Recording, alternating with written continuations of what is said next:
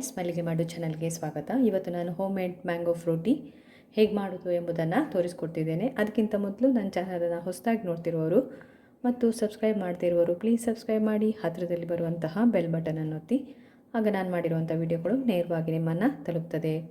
ಈಗ ಮ್ಯಾಂಗೋ ಫ್ರೂಟಿ ಅಂದರೆ home made mango Frooti ಹೇಗೆ ಮಾಡೋದು ಎಂಬುದನ್ನು ನೋಡೋಣ. ಇಲ್ಲಿ ಒಂದು ದೊಡ್ಡ ಮಾವಿನ ಹಣ್ಣನ್ನು ತಗೊಂಡಿದ್ದೇನೆ, ಅರ್ಧ ಮಾವಿನಕಾಯಿಯನ್ನು ತಗೊಂಡಿದ್ದೇನೆ. ಒಂದು ಮಾವಿನ ಹಣ್ಣು ತಗೊಂಡ್ರೆ ನೀವು ಅರ್ಧ ಮಾವಿನಕಾಯಿ ತಗೊಳ್ಳಿ, 2 ಹಣ್ಣು ತಗೊಂಡ್ರೆ 1 ಮಾವಿನಕಾಯಿ ತಗೊಳ್ಳಿ. ಇದನ್ನು ಹೀಗೆ ಕಟ್ ಮಾಡಿ ಇದನ್ನೀಗ ಮಿಕ್ಸಿಯಲ್ಲಿ ಹಾಕಿ ರುಬ್ಕೊಳ್ಬೇಕು. ನುಣ್ಣಗೆ ರುಬ್ಕೊಳ್ಬೇಕು.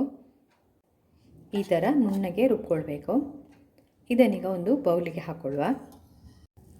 ಒಂದು ಬೌಲ್ ಇಟ್ಕೊಳ್ಳಿ, ಅದಕ್ಕೆ 1 ಗ್ಲಾಸ್ ನೀರನ್ನು ಹಾಕ್ಕೊಳ್ತಾ ಇದ್ದೇನೆ. ಈ ನೀರಿಗೆ ಒಂದು ಅರ್ಧ ಕಪ್ ಸಕ್ಕರೆಯನ್ನು ಹಾಕಿ ಕಲಿಸ್ಕೊಳ್ಬೇಕು. ಅಂದರೆ ಸಕ್ಕರೆ ಎಲ್ಲ ನೀರಾಗುವವರೆಗೆ ಬಿಸಿ ಮಾಡಿಕೊಳ್ಳಿ.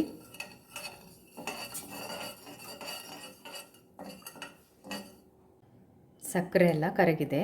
ಇದಕ್ಕೀಗ ನಾವು ರುಬ್ಬಿಟ್ಕೊಂಡಂತಹ ಮಾವಿನ ಹಣ್ಣು ಇದೆಯಲ್ಲ, ಅದನ್ನು ಇದಕ್ಕೆ ಹಾಕಿ ಮಿಕ್ಸ್ ಮಾಡ್ಕೋಬೇಕು.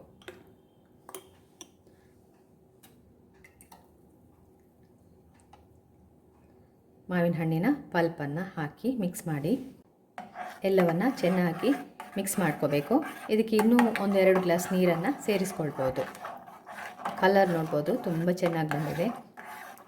ಮಾವಿನ ಹಣ್ಣು ಕೂಡ ಒಳ್ಳೆಯದಿದೆ, ಸ್ವೀಟ್ ಆಗಿದೆ. ಬೇಕಾದರೆ ಇನ್ನೂ ಸ್ವಲ್ಪ ಸಕ್ಕರೆ ನೀವು ಆ್ಯಡ್ ಮಾಡ್ಕೊಳ್ಬೋದು, ಸ್ವಲ್ಪ ಹುಳಿಯಾದ ಮಾವಿನ ಹಣ್ಣಿದ್ದರೆ. ಈಗ ಆಗಿದೆ.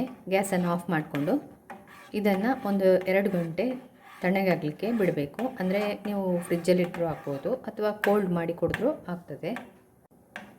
ಆಗಿದೆ ಈಗ ಜ್ಯೂಸು. ಇದನ್ನು ಗ್ಯಾಸನ್ನು ಆಫ್ ಮಾಡ್ಕೊಳ್ಳಿ. ಇದನ್ನು ತಣಿಲಿಕ್ಕೆ ಬಿಡಬೇಕು.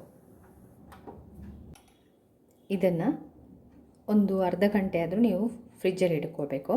ಆಮೇಲೆ ಇದನ್ನು ಸರ್ವ್ ಮಾಡಿ. ನೋಡಿ, ಫ್ರೂಟಿ ತುಂಬ ಚೆನ್ನಾದ ಕಲರ್ ಬಂದಿದೆ. ಇದನ್ನು ಮನೆಯಲ್ಲೇ ಮಾಡಿ ಆರಾಮವಾಗಿ ಬೇಕಾದಷ್ಟು ಕುಡಿಬೋದು. ಹೋಮ್ ಮೇಡ್ ಮ್ಯಾಂಗೋ ಫ್ರೂಟಿ ರೆಡಿಯಾಗಿದೆ. ಈ ರೆಸಿಪಿಯನ್ನು ಟ್ರೈ ಮಾಡಿ. ಈ ರೆಸಿಪಿ ನಿಮ್ಗೆ ಇಷ್ಟ ಆದರೆ ನನ್ನ ಚಾನಲನ್ನು ಲೈಕ್ ಮಾಡಿ, ಶೇರ್ ಮಾಡಿ, ಸಬ್ಸ್ಕ್ರೈಬ್ ಮಾಡಿ. ಅದೇ ರೀತಿ ಲಿಂಕನ್ನು ನಿಮ್ಮ ಫ್ರೆಂಡ್ಸ್ಗೂ ಸೆಂಡ್ ಮಾಡಿ. ಏನಾದರೂ ಕಮೆಂಟ್ಸ್ ಇದ್ದರೆ ಅದನ್ನು ಕಮೆಂಟ್ಸ್ ಬಾಕ್ಸಲ್ಲಿ ಹಾಕಿ ವಿಡಿಯೋವನ್ನು ಶೇರ್ ಮಾಡ್ಕೊಳ್ಳಿ. ಇನ್ನು ನಿಮಗೆ ಮುಂದಿನ ವಿಡಿಯೋದಲ್ಲಿ ಸಿಗ್ತೇನೆ. ಧನ್ಯವಾದಗಳು.